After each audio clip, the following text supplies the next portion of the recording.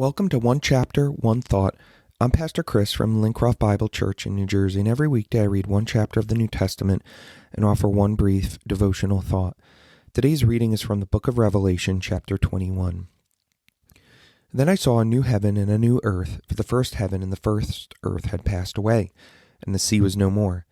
And I saw the holy city, New Jerusalem, coming down out of heaven from God, prepared as a bride adorned for her husband. And I heard a loud voice from the throne saying, Behold, the dwelling place of God is with man. He will dwell with them, and they will be his people, and God himself will be with them as their God. And he will wipe away every tear from their eyes, and death shall be no more. Neither shall there be mourning, nor crying, nor pain any more, for the former things have passed away. And he who is seated on the throne said, Behold, I am making all things new. Also he said, Write this down, for these words are trustworthy and true.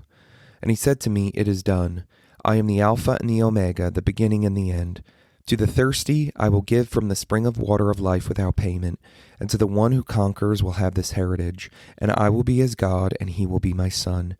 But as for the cowardly, the faithless, the detestable, as for murderers, the sexually immoral, sorcerers, idolaters, and all liars, their portion will be in the lake that burns with fire and sulfur, which is the second death. Then came one of the seven angels who had the seven bowls full of the seven last plagues and spoke to me, saying, Come, I will show you the bride, the wife of the Lamb. And he carried me away in the Spirit to a great high mountain, and showed me the holy city, Jerusalem, coming down out of heaven from God, having the glory of God, its radiance like a most rare jewel, like jasper, clear as crystal. It had a great high wall with 12 gates, and at the gates 12 angels, and on the gates of the names of the 12 tribes of the sons of Israel were inscribed. On the east 3 gates, on the north 3 gates, and on the south 3 gates, and on the west 3 gates. And the wall of the city had 12 foundations, and on them were the 12 names of the 12 apostles of the Lamb. And the one who spoke with me had a measuring rod of gold to measure the city and its gates and walls. He lies 4 square, its length the same as its width. And he measured the city with his rod 12,000 stadia. Its length and width and height are equal. He also measured its wall 144 cubits by human measurements, which is also an angel's measurement. The wall was built of jasper, while the city was pure gold, like clear glass. The foundations of the wall of the city were adorned with every kind of jewel. The first was jasper, the second sapphire, the third agate, the fourth emerald, the fifth onyx, the sixth carnelian, the seventh chrysolite, the eighth beryl, the ninth topaz, the 10th chrysoprase, the 11th jacinth, the 12th amethyst. And the 12 gates were 12 pearls, each of the gates made of a single pearl, and the street of the city was pure gold, like transparent glass. And I saw no temple in the city, for its temple is the Lord God, the Almighty, and the Lamb. And the city had no need of sun nor moon to shine on it, and the glory of God give its light, and its lamp is the Lamb. By its light the nations will walk, and the kings of the earth will bring their glory into it. And its gates will never be shut by day, and there will be no night there. They will bring its glory into it, the glory and honor of the nations, but nothing unclean will ever enter it, nor anyone who has done what is detestable or false, but only those who are written in the Lamb's book of life. One thought. What is our future?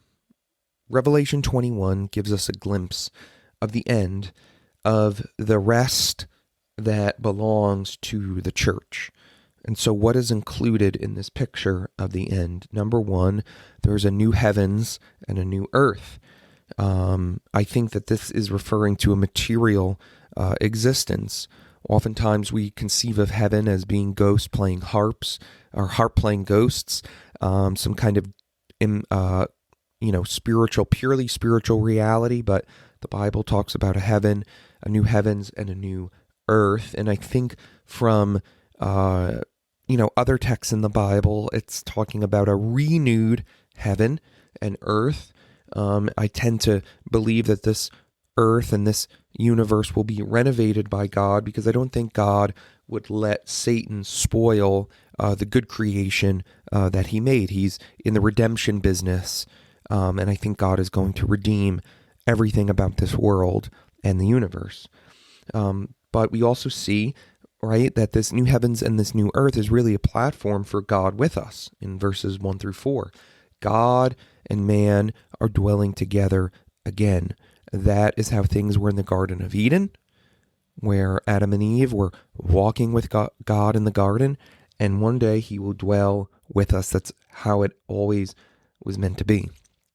And then we see just this awesome mishmash of metaphors and symbols here, because we see that the bride is adorned, but it's the city too, right? The city is adorned like a bride. The bride refers to the church, which means that this New Jerusalem is a picture of the whole completed people of God adorned in righteousness. It's of incomparable beauty.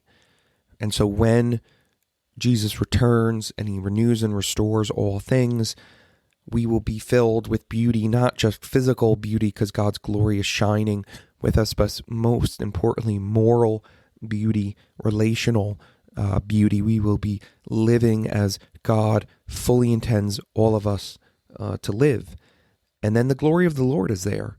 There is no more sun because God's glory illuminates everything. He is the light source. And so we can bask in this glorious picture and have hope that this is the great future that is awaiting for me, that is awaiting for you, that is awaiting for all who put their faith in Jesus. It is the church's future.